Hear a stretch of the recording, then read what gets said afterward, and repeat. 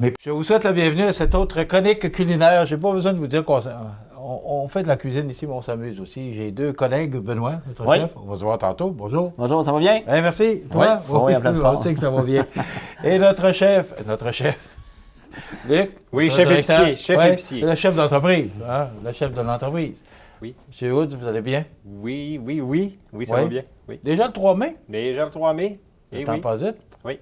On parlait, la semaine passée, on parlait beaucoup de temps de homard, de crabe. Le crabe, ça commence à être pas mal derrière nous. On commence à penser au homard. Et vous parlez la semaine passée que la fin de semaine, quand les arrivages sont là, la fin de semaine, qui est la fin de semaine où on mangerait le plus de homard, ce serait la fête des mères. Effectivement. Ça s'en vient rapidement, là. À grands pas, comme on dit. Effectivement, année après année, la fête des mères est vraiment un événement propice à déguster en famille des super de bouffe au homard. Et à tous les années, pour nous, en tant que marchands, c'est un grand stress parce que le homard des îles de la Madeleine est un homard très primé sur le marché. Puis à chaque année, on ne sait pas si on va l'avoir, on ne l'aura pas pour la fête des mères, on va l'avoir, on ne l'aura pas. Puis à tous les années, on l'a. Parce qu'il faut savoir qu'on est dépendant des arrivages et des pêches. Et la pêche au homard aux îles de la Madeleine débute toujours, la mise à l'eau est toujours le premier samedi, parce qu'ils ne pêchent pas le dimanche de mai. Donc, ça va être en fin de semaine, le 5 mai, qu'ils vont mettre les cages à l'eau. Mais ça, c'est si le temps le permet. Donc, s'il ne fait pas beau, il y a une méga tempête, ils ne peuvent pas. Donc, c'est reporté. Donc, on est dépendant vraiment des arrivages de poissons. Mais à tous les années, on parvient à avoir ce délicieux homard pour la fête des mères. Mais je ne veux pas vous faire de promesses et m'engager à. Mais c'est un stress annuel, je vous dirais. Luc, vous parlez beaucoup des îles de la Madeleine. Est-ce que c'est la place principale pour s'apprivoiser? Manger. Oui. Pour acheter? Pour acheter? Oui. Parce qu'il y a la Gaspésie aussi. Oui, mais oui. Est-ce que particulièrement c'est les îles de la Madeleine? Ou? Les îles de la Madeleine, la différence, c'est un fond de roche. Et la Gaspésie, c'est un fond de vase. Donc, le homard qui grandit en Gaspésie est particulièrement dans un fond vaseux. Et aux îles de la Madeleine, c'est un fond de roche et de sable. Donc, pour les vrais amateurs de homard, vous allez goûter la différence, vraiment.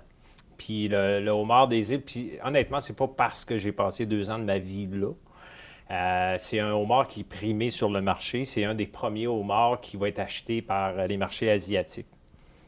À cause du goût qui est différent. Un goût similaire qu'on va retrouver un peu sur certaines côtes du Nouveau-Brunswick aussi. Ça explique que ça nous aide à comprendre mieux aussi parce qu'on parle beaucoup du homard des îles de la Madeleine. Effectivement. Notre chef nous propose aujourd'hui, on ne sera pas dans le poisson aujourd'hui? Non, on va être loin du poisson, je vais vous le dire. On ne sera pas dans le poison non plus. C'est un tartuffe glacé.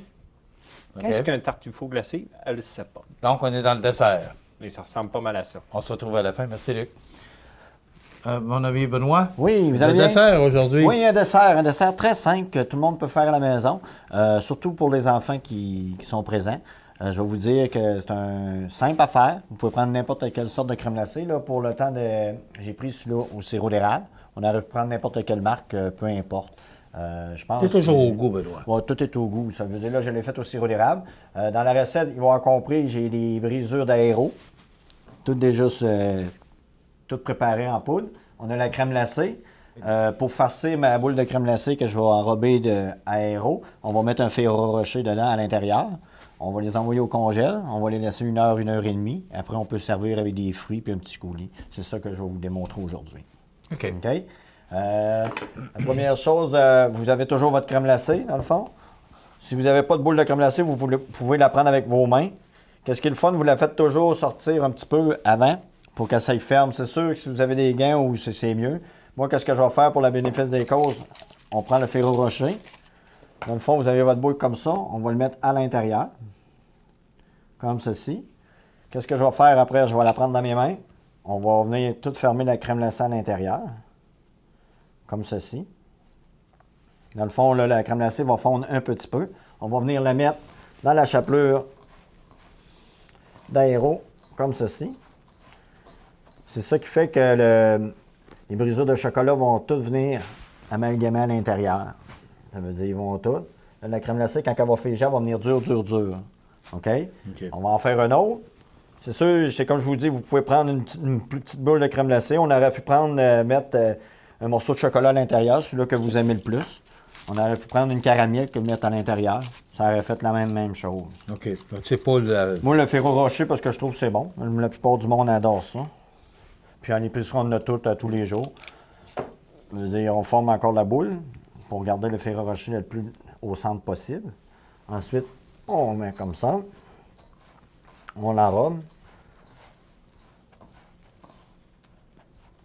Ça vous fait des bombes glacées ou du tir-au-four, comme on a dit, glacé. Ah, ça veut dire, on a deux de fait. Je vais aller me laver les mains, ce sera pas long. Oui. Alors, c'est simple, puis c'est pas... ça semble très appétissant. En plus, un dessert. C'est rare qu'on a l'occasion de cuisiner un dessert. Oui, mais de préparer les pour desserts, qu'est-ce que j'aime avec ces desserts-là, c'est un dessert qui est simple. Tu n'as pas besoin de beaucoup de préparation. Vous pouvez faire ça avec vos enfants. Je pense que ça va être une belle activité en familiale. Puis en plus, quand vous recevez de la visite, les enfants pourront dire qu'ils ont fait le dessert. OK. Hein? Avec la santé. Qu'est-ce que je vais faire? Est-ce que les enfants cuisinent à la maison? Non, il y en a des fois. Ils ont commencé à faire des grilled cheese, ils ont commencé à faire des crêpes. Ils ont commencé pas mal. C'est un début. Hein? Oui. C'est un début. Ma plus vieille, elle a fait de la soupe. Ma plus jeune, elle commence à tourner des œufs et tout, là. Bon, ça s'en vient. Qu'est-ce que je vais faire avec la préparation? On va la mettre au congélateur pendant 1 heure. OK? On va la sortir. Pour que la crème glacée soit Ouais. dure aussi. Et toujours pour les besoins de la cause, Benoît a déjà préparé la recette pour pouvoir nous montrer comment la terminer. Oh, on Là, avait vous deux. avez- Bon, on avait deux, Bon là, on en a magicien. 3. Oui, j'étais un bon magicien. Qu'est-ce que je vais faire pour la garniture? Je vais prendre mon couteau tout de suite. Est-ce que, si on veut le faire rapidement, est-ce qu'il y a une période pour le mettre au congélateur pour... Comme là, je les ai faites, Soit dur, ce matin. Ça veut dire, d'habitude, c'est 24 heures, il faut qu'ils restent. Il OK. faut vraiment qu'ils figent. Puis tout dépendant du frigidaire. Quand il fait froid dehors, c'est pas peu, vous pouvez mettre dehors, vous les laissez là. Ils vont venir durs, puis vous les coupez, vous les mettez. Qu'est-ce que je vais faire? On va prendre des fruits pour avec de la crème glacée, comme qu'on a toujours. On va venir les mettre les fruits dans ce compartiment ici. On va mettre la petite coupe comme ça. On va venir mettre un peu de coulis comme ça. Ensuite, qu'est-ce que je vais faire?